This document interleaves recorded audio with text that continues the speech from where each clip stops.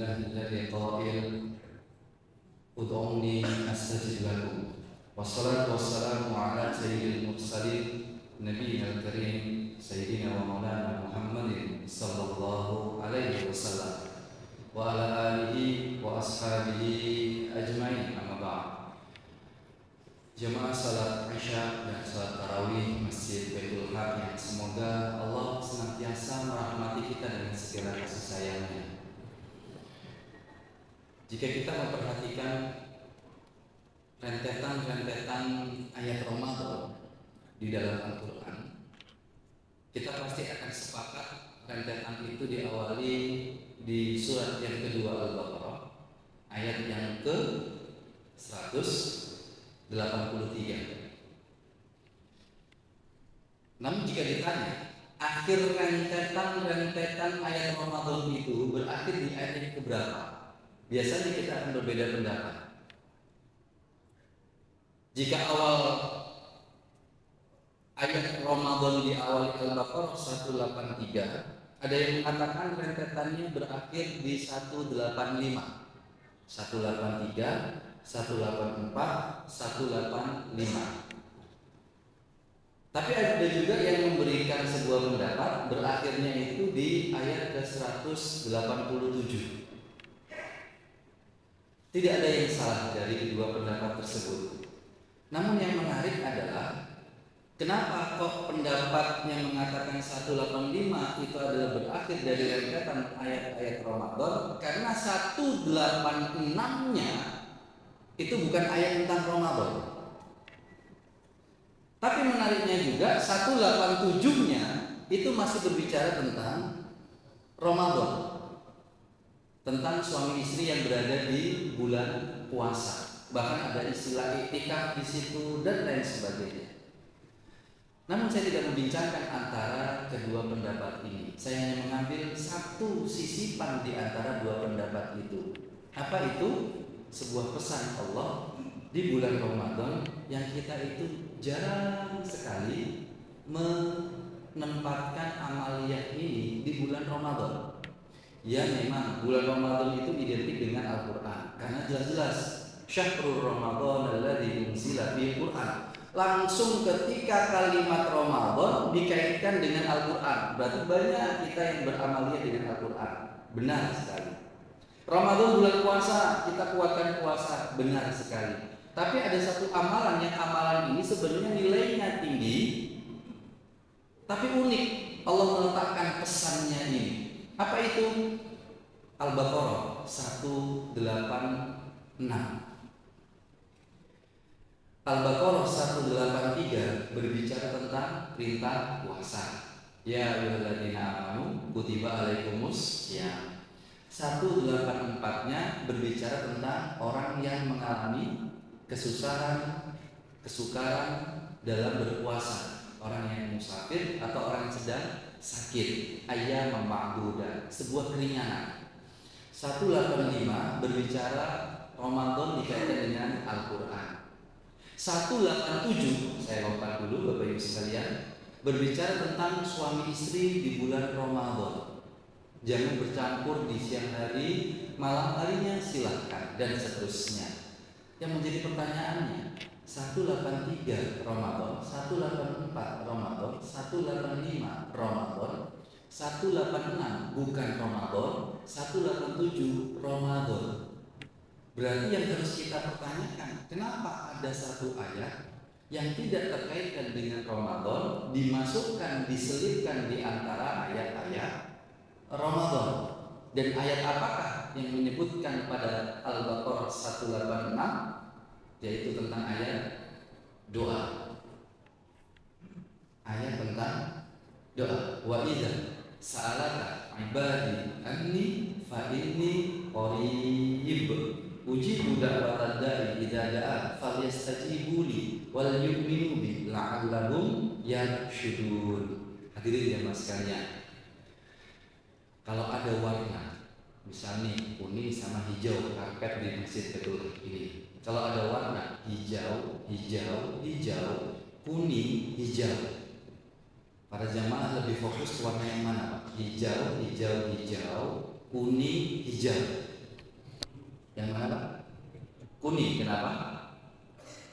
Kan beda sendiri daripada yang lainnya. Demikian juga kita harus mempertanyakan, kenapa kok ada ayat yang bukan terkait dengan Ramadan, bahkan secara kalimat utuhnya nggak ada Ramadan, tidak ada puasa, bahkan perkataannya pun itu tidak ada Ramadan, tidak ada puasa, mutlak semuanya tentang doa, diselipkan di antara ayat-ayat Ramadan. Seharusnya kita bertanya, kenapa warna kuning ada di antara warna hijau? Dan menariknya, jawaban dengan sudut pandang ilmu bahasa Arab, khususnya dalam ilmu balaghah, pada sub pembahasan ilmu ma'ani, nanti ada di dalam ilmu ma'ani itu sub pembahasan lagi namanya takdim wa ta'khir, urutan-urutan itu punya makna. Maka salah satu pendapat mengatakan ada satu amalan di bulan Ramadan itu yang juga penting, tidak kalah penting dengan amalan-amalan yang lain, yaitu amalan tentang perkara doa. Maka beberapa hari terakhir saya menanyakan kepada anak-anak remaja, ada nggak program sekolah yang ini? Saya baru mendapati ada yang menarik, membuat wishlist Ramadan. Membuat list doa di bulan Ramadan. Mengapa? Karena doa ini dimasukkan oleh Allah pasti ada pesannya. Tidak mungkin tanpa ada sebuah pesan di bulan Ramadan ini. Ketika kita masuk saja di bulan Ramadan, Allah sudah menjanjikan dengan segala banyak sajian janji-janji Allah. Namun kita harus mengetahui semuanya gaib. Coba Bapak Ibu perhatikan. Panggilannya Allah untuk bulan Ramadan bagi mereka penikmat bulan Ramadan. Panggilannya kan, wahai orang-orang yang beriman. Iman itu kaitannya dengan hal yang nyata apa yang gaib? Saya ulang lagi, iman itu, perkara iman itu terkait dengan hal yang nyata apa yang gaib? Gaib. Dan ternyata semua janji Allah itu gaib. Man shoma Ramadhana imanan wa ihtisaban ghufira.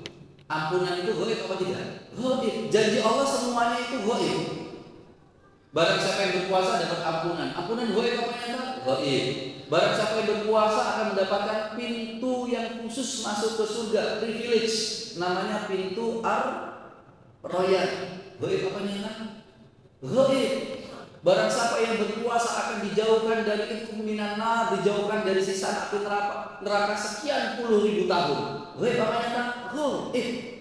Inna fis suhur barakah. Di waktu suhur ada berkah. Gaib apa nyata berkah? Gaib masih. Bahkan janjinya Allah melalui lisan Rasulullah, bau mulut orang yang berpuasa harum sekali. Gaib apa nyata Pak? Gaib apa nyata Pak? Gaib. Nyatanya?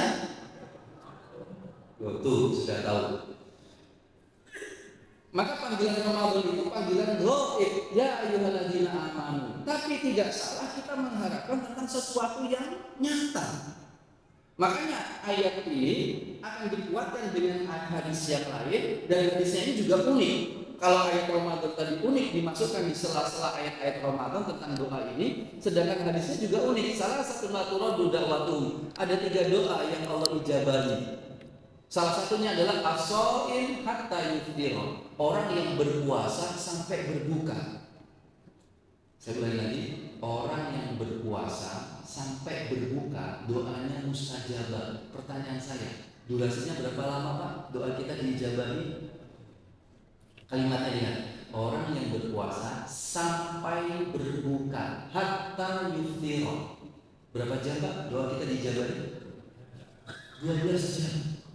Cari di mana sesi waktu kita bisa 12 jam doa kita mustajabah.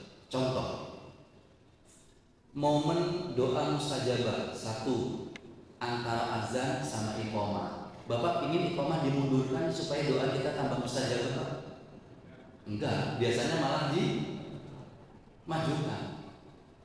Cepat koma, cepat. Berarti waktu kita untuk berdoa semakin sempit antara azan sama iqamah. Momen yang lain doa kita mustajabah, turunnya Hujan. Mau di Surabaya Pak turun 12 jam hujan supaya doa kita mustajabah? Mau?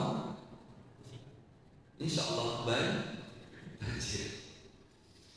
Maka momentum yang paling nyaman, bahkan lokasi pun juga gak bisa lama. Di Multazam doanya mustajabah Pak. Bisa lama Pak di Multazam. Tahu pintu Ka'bah Pak? Bisa nempel pintu Ka'bah. Kira-kira awet berapa lama Pak?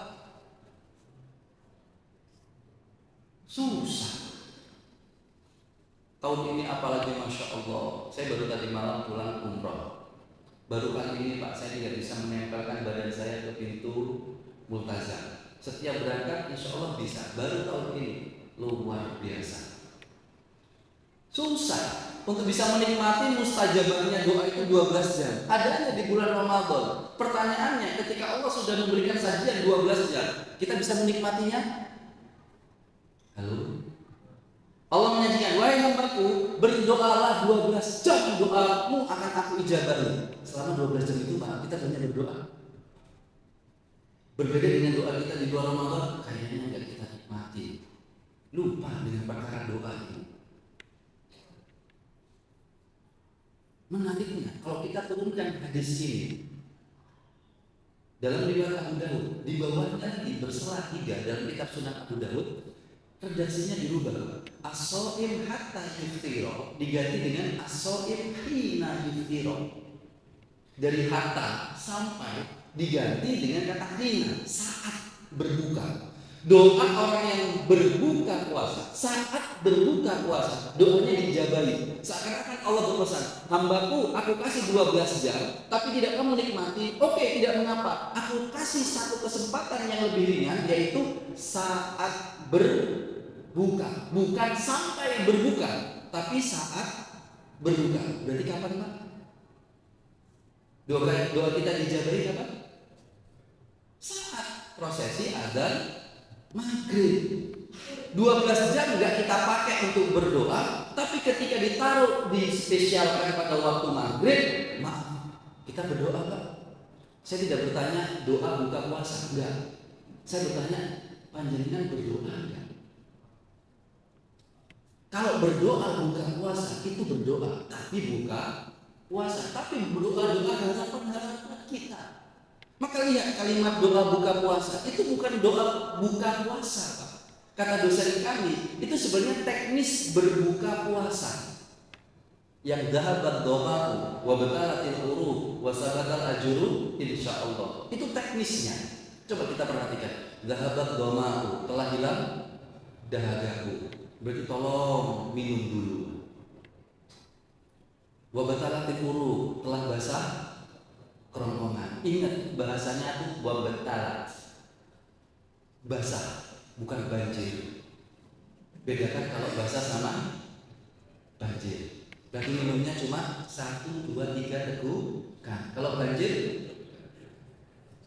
nah sudah dipraktekkan itu. Soalnya Pak, kalau banjir itu lebih nikmat daripada basah Pak. Serius. Kalau kita minum banjir, gelap itu nikmat. Tapi resikonya apa? Dalam ilmu psikologi, jika orang sudah menikmati sebuah kenikmatan, dia akan melupakan kenikmatan yang lain. Padahal waktu itu kita punya kenikmatan untuk bisa berdoa. Dan dilanjutkan, wasabatal ajru insyaallah. Ya Allah, tolonglah tetapkan kebaikan-kebaikan, balasan-balasan terhadap apa yang telah aku lakukan ya Allah dan yang aku inginkan. Setelah itu Pak lanjutkan berdoa. Jangan langsung menikmati hidangan, berdoa. Terserah doa apa urusan duniawi. Ya Allah, alfa, ya Allah, alfa, ya Allah. Kalau nggak alfa, ya velva aja sudah apa. Minimal Innova, ya Allah. Maaf Bapak dan Ibu, kita biasanya berhenti hanya wasabatal ajru insya Allah, langsung makan, langsung minum. Hilang kesempatan kita bisa berdoa. Padahal di waktu itu kita masih bisa mendapatkan satu mobil. Pertanyaan saya sebagai penutup, jika kita punya kesempatan untuk menikmati satu mobil Alfa dengan satu es teh segelas, secara logika Bapak pilih yang mana? Punya kesempatan untuk menikmati es teh segelas dengan mobil Alfa, mana Bapak pilih? Es teh. Masya Allah, jemaah masjid dari ya. Hadirin jemaah sekalian, mari di bulan Ramadan ini tambahkanlah list doa-doa panjenengan. Saya sudah mengamalkan amalan ini 7 tahunan. Tolonglah dituliskan tiap hari doanya apa. Hari pertama doanya apa, hari kedua, sehingga Bapak Ibu punya 30 doa. Nanti 11 bulan berikutnya Bapak Ibu lihat berapa doa yang sudah diijabahi. Pasti ada, saya yakin aku yakin saya. Ramadan tahun lalu dengan saat ini saya sudah 5 doa saya Ramadan tahun lalu yang diijabahi oleh Allah. Itu amalan yang sering kita lupakan. Ramadan tidak hanya berbicara puasa, Ramadan tidak hanya berbicara Al-Quran, Ramadan tidak hanya berbicara amal yang lain, tapi ada satu ayat yang diselipkan di antara ayat Ramadan, yaitu ayat tentang doa. Berarti ada urgensitas doa di bulan Ramadan. Mari kita manfaatkan dengan sebaik-baiknya dengan membuat list-list terbaik doa kita, dan tolong dibacanya jika mampu, jika mau, di waktu kita berbuka puasa, khususnya bersama keluarga. Semoga dengan itu Allah berikan kita ijabah yang terbaik. Aku qouli hadza wa astaghfirullah li wa lakum innahu huwal ghafurur rahim. Wassalamualaikum warahmatullahi wabarakatuh.